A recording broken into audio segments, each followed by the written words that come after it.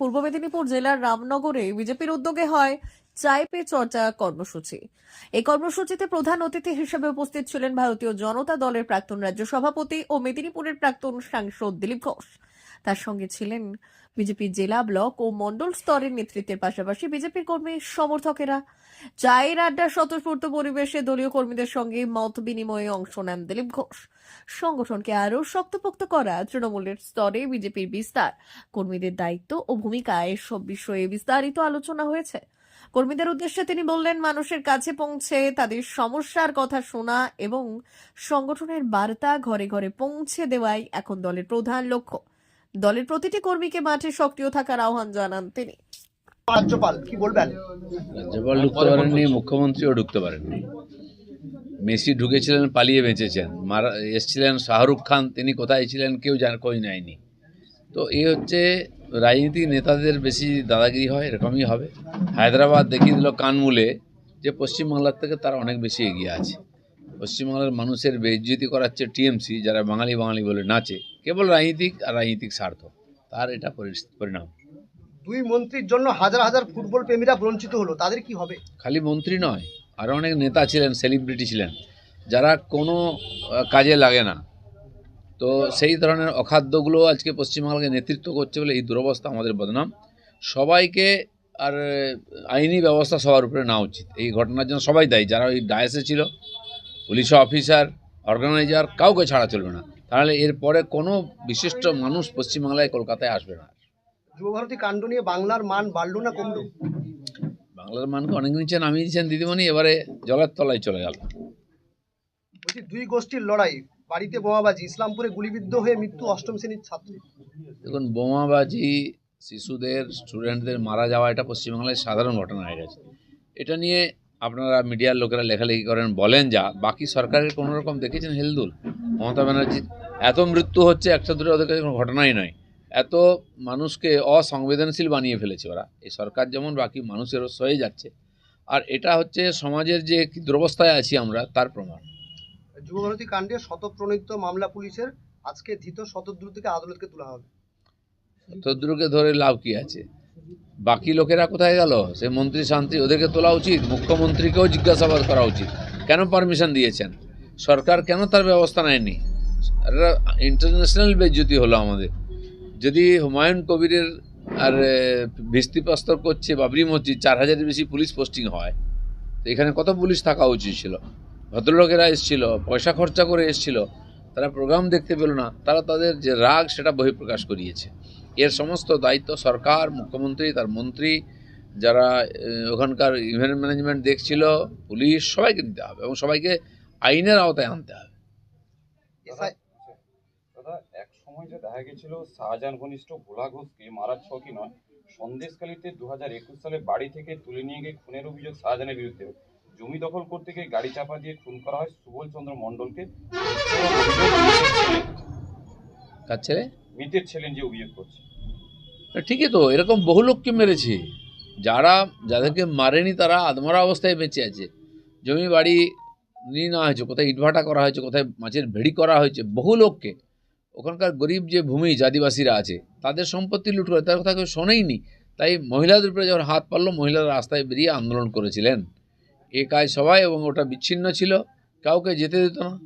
বন্যা ত্রাণ, ঝড়ের জন্য ত্রাণ নিয়ে গেছেন। আমাদের সেই সময় মন্ত্রী ছিলেন বাবুল সুপ্রিয়, কেন্দ্রীয় মন্ত্রী দেবশ্রী চৌধুরী, তারপরে লকেট চ্যাটার্জি, এদেরকে নামতে দেওয়া হয়নি নৌকো থেকে। ঝাঁটি পাটা নিয়ে ওখানকার মহিলাদের দাঁড় করে দেওয়া হয়েছিল, ঝাঁটা ফাটা নিয়ে। তার আগে আমি গিয়ে ওখানে শাহজাহানকে চ্যালেঞ্জ করে সভা করে এসেছিলাম, তারপর কেউ ঢুকতে পারেনি। এটা আমরা জানি, উপদ্রুত অঙ্গল। এই শাহজাহান বাংলাদেশ থেকে, ওদিক থেকে রোহিঙ্গাদের নিয়ে এসে ওখানে ক্যাম্প করে রেখেছিল সরকারি টাকায়, জেলা পরিষদের টাকায়।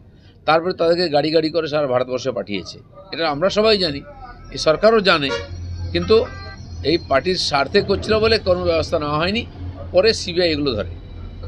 দেখা যাচ্ছে ইআরও এবং এইআরওদের বিশেষ ওয়েবসাইট ব্যবহার করার অভিযোগ উঠছে। কাকদ্বীপের বিডিও অফিসের 4 কর্মীর বিরুদ্ধে অভিযোগ বিশেষ পর্যবেক্ষক সুব্রত গুপ্তার কাছে।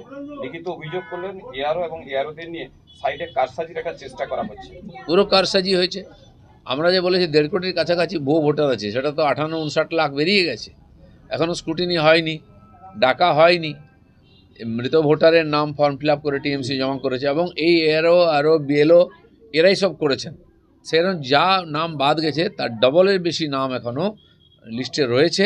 আমার মনে হয় নির্বাচন কমিশন এটা জানেন, তাই কমপ্লেন হলে তার বাড়িতে লোক পাঠাচ্ছেন ভেরিফাই করার জন্য। 2 মাস ধরে এই এক্সারসাইজ চলবে। দাদা, এসআইআর এর শুনানি শুরু আগামী 20 ডিসেম্বর থেকে। সিসিটিভি নজরদারির ভাবনা কমিশনের।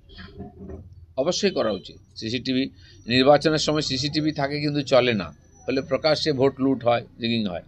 এটা কড়াকড়ি করা উচিত, সমস্ত রেকর্ডিং করা উচিত, এবং এক একজন বিএলওকে তার বিরুদ্ধে কমপ্লেন তাকে জেরা করা উচিত। কারণ ভোটের লিস্টে প্রায় এখনও 10%-এর বেশি ঢুকিয়ে দেওয়া হয়েছে নাম ভুয়ো। দেখা যাচ্ছে বিভিন্ন কলকারখানার সামনে শাসক দলের ইউনিয়নরাই আন্দোলন করছে কর্মহারা থেকে। সেখানে মুখ্যমন্ত্রী বলছে এই রাজ্যে শিল্প অনেকটা উন্নত এবং কর্মসংস্থান। না দেখুন, এখন লোকে ধরে নিচ্ছে যে টিএমসির খাতায় নাম লিখালে চাকরি পাওয়া যাবে, ব্যবসা পাওয়া যাবে। তো সমস্ত মানুষ দলমত নির্বিশেষে টিএমসির খাতায় নাম লিখিয়েছে, ইউনিয়নের নাম লিখিয়েছে, হয়েছে চাকরি পাবে। পাচ্ছেরা কোথায়?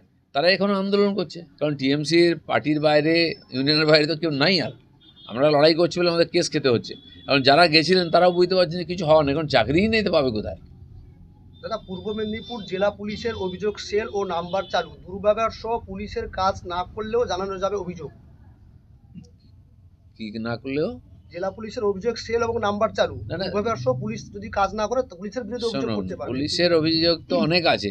ডায়মন্ড হারবার মডেলে আমরা দেখেছিলাম এই ধরনের বহু নম্বর দেওয়া হয়েছিল, বহু সেল খোলা হয়েছিল। কে ন্যায় পেয়েছে ওখানে? কে জাস্টিস পেয়েছে? পায়নি। এগুলো ইলেকশন আসছে মানুষকে খানিকটা ভ্রমিত করার জন্য। হ্যাঁ, আমি তো কমপ্লেন করে দিয়েছি, হবে না কিছুই, এসব চালাচ্ছে।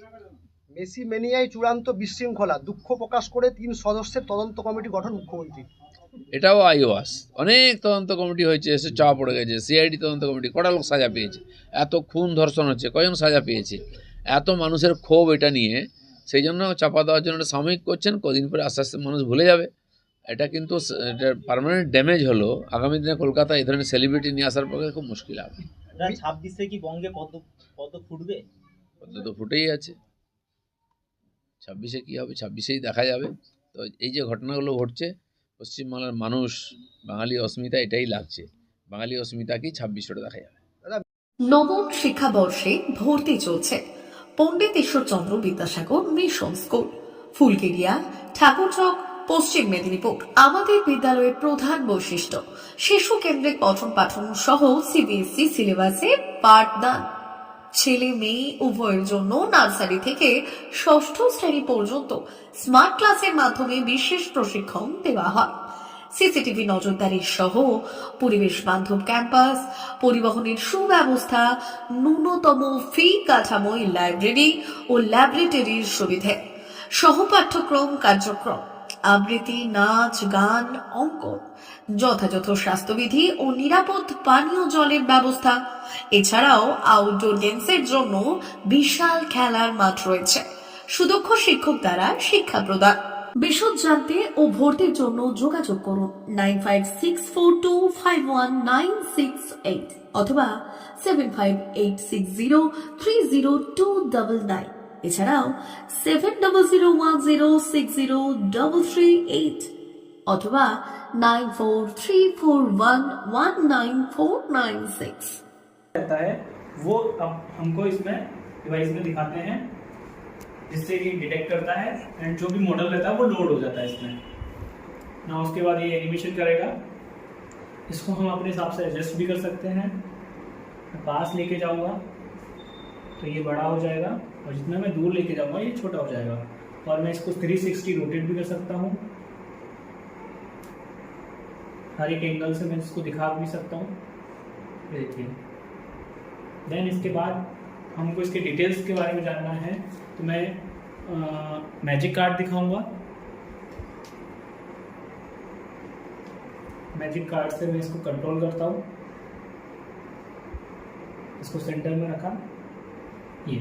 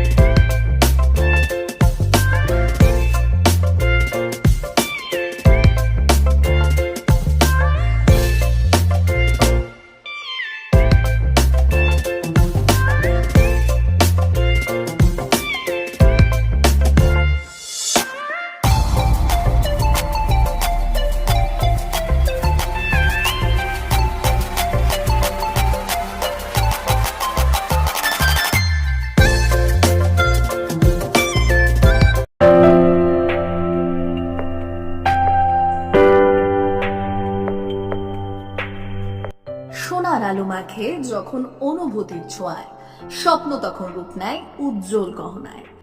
আর সেই স্বপ্নকে সত্যি করে silver house gold and diamonds. এখানে প্রতিটি গহনা যেন এক একটা শিল্পকর্ম। এখানে পাবেন ইউনিক ডিজাইনের 22 carat HUID gold ornaments, exclusive silver collection, premium cut diamond jewellery এবং রেয়ার প্লাটিনাম কালেকশন। গুণমান ডিজাইন আর বিশ্বাস, আপনার প্রত্যাশা পূরণেই আমাদের অঙ্গীকার। গহনা শুধু অলংকার নয়, এটা আপনার স্টাইল, আপনার অনুভূতি, আপনার পরিচয়। আর সেই পরিচয়কে দেবে সত্যিকারের আভিজাত্য। Silver house gold and diamonds, ঠিকানা বেলদা, পশ্চিম মেদিনীপুর। যোগাযোগ নাম্বার 9476409501 অথবা 8695500644।